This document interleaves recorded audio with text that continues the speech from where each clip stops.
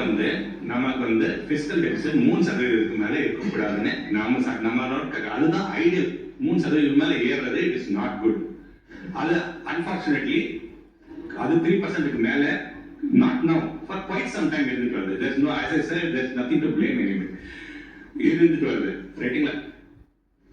Government of India permission வாங்கி தான் every borrowing can be done. So government permission இல்லாம எந்த பாரோயிலும் செய்யப்படவும் இல்லை, செய்யப்படவும் முடியாது. ஸோ அந்த உச்சவரம்புக்குள்ள தான் இருக்குது.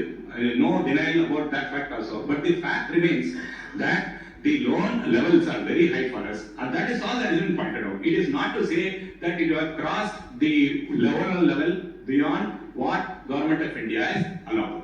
ரெகுலர் பிரச்சனை சார் ரெகுலர் சார் சிட்டிசனிங் நேரா ஸ்டேட் வருது சார் சார் சார் இங்க மினிஸ்டர் சார் கடந்த அரசு வெளிநாட்டுக்கு எவ்வளவு செலவு செஞ்சிருக்கு ஏதாவது டீடைல் இருக்கா ஏதாவது தெளிவு கிடைக்குமா சார்? நீங்க சொல்லுங்க. Last 3 questions this honorable minister asked. வரை இல்லாத அளவுக்கு உச்சத்தில் இருக்குன்னு சொல்லியிருக்கீங்க.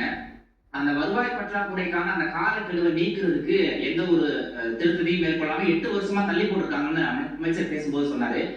மீண்டும் சட்டமன்ற கூட்டத்தொடர் கூட போது இந்த முறை அந்த சட்டத்தை தள்ளி போடுறதுக்கு திட்டம் இருக்கா, இல்ல அந்த காலக்கெடுவை நீக்கிறதுக்கான நடவடிக்கைகள் எது எடுக்க போறீங்களா? ஒண்ணு. ரெண்டாவது, உறுதியளிப்பு ஓய்வூதிய திட்டத்துல ஒவ்வொரு வருஷமும் 5000 கோடி ரூபாய் அதிகமா செலவாகும்னு நீங்க சொல்லியிருந்தீங்க. ஒவ்வொரு வருஷமும் அது 10% எக்ஸ்ட்ரா ஆகும்னு சொல்லியிருந்தீங்க. புதிய ஆட்சி வந்த பிறகு அந்த திட்டத்தை தொடர்ந்து திட்டம் இருக்கா, இல்ல அதுக்கு மாற்று ஏற்பாடுகள் ஏதாவது நடவடிக்கை எடுக்க போறீங்களா?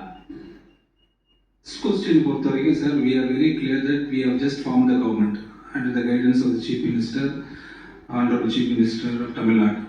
So we have analyzed the entire thing what has happened in the past. சொன்ன மாதிரி 60 ஆண்டுகள் கடன் சுமை என்பது முதல் தடவை 5 ஆண்டுகள் வாங்கியிருக்கிறாங்க. We definitely need time. இந்த டைம்ல எந்த மாற்றம் கிடையாது. அதுல வந்து கண்டிப்பா தள்ளி போட்டு தான் ஆகணும். முதல் கொஸ்டின். ரெண்டாவது கொஸ்டின் கேட்டீங்க. ரெண்டாவது கொஸ்டின் வந்து தமிழ்நாடு உறுதியளிப்பு ஓய்வூதிய திட்டத்துல ஒவ்வொரு வருஷமும் 5000 கோடி ரூபாய் அதிகமாகும். அதாவது தமிழ்நாடு அரசு செலவு வந்து 5000 கோடி அதிகமாகுதுன்னு சொன்னீங்க. அதோட அதுவே ஒவ்வொரு வருஷத்துக்கும் 10% எக்ஸ்ட்ரா ஆகும் அப்படின்னு கணிச்சிருக்கிறதையும் சொன்னீங்க.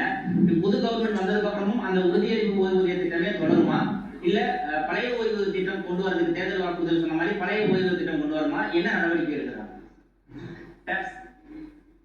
We will decide very shortly. நான் கண்டிப்பா அந்த சீஃப் மினிஸ்டர் கவனத்துக்கு கொண்டு போவோம். அவரோட படி டிசைட் பண்ணுவோம். பப்ளிக் செக்டர் அண்டர்டேக்கிங்ஸ் பொறுத்த வரைக்கும் நம்ம அந்த பப்ளிக் செக்டர் அண்டர்டேக்கிங்ஸ் பொறுத்த வரைக்கும் பப்ளிக் செக்டர் அண்டர்டேக்கிங் கூட தான் நம்ம நிறைய வெல்ஃபேர் ஸ்கீம்ஸ் கொண்டு வருவோம். இப்போ 200 யூனிட் வந்து சரிங்க 200 யூனிட் மின்சாரம் கொடுத்துட்டு இருக்கோம், பஸ்ல வந்து நிறைய கொடுத்துட்டு இருக்கோம். அப்படி நிறைய கொடுக்கும்போது பப்ளிக் செக்டர் அண்டர்டேக்கிங்ஸ் வந்து ஒரு லாபத்திலேயோ இந்த நஷ்டமாகாம இப்ப இயக்குறதுக்கு வாய்ப்பு இருக்கா? அது சார். ரெண்டாவது கொஸ்டின் வந்து ஹெல்த் கன்சர்ன் வந்து இப்ப முதியோர்கள் ரொம்ப அதிகமா இருக்குன்னு சொன்னாங்க. அதே வச்சு பாத்தீங்கன்னா கிளைமேட் சேஞ்ச்லயும் வந்து நிறைய இம்பாக்ட் ஏற்பட்டு இருக்கு. இனி வர காலத்துல நீங்க அதுல அதிக அளவு இன்வெஸ்ட்மெண்ட் பண்ண வேண்டி வரும். அந்ததுக்கு ஏதாவது ஒரு ரோட் மேப் இருக்கா, ஏதாவது பண்ணுங்க. மூணாவது கொஸ்டின் சார், குஜராத்தையும் மகாராஷ்டிரத்தையும் கர்நாடகத்தையும் கம்பேர் பண்றதுக்கு என்ன காரணம்? மூணாவது கொஸ்டின். நாலாவது கொஸ்டின், நமக்கு வர வேண்டிய ஜிஎஸ்டியை பொறுத்த வரைக்கும் நமக்கு வந்து ஜிஎஸ்டி சேவை வந்து நமக்கு குறைஞ்சிக்கிட்டே இருக்கு. ஜிஎஸ்டி எல்லாமே சென்ட்ரல் கவர்மெண்ட்டுக்கு கொண்டு போயிட்டாங்க.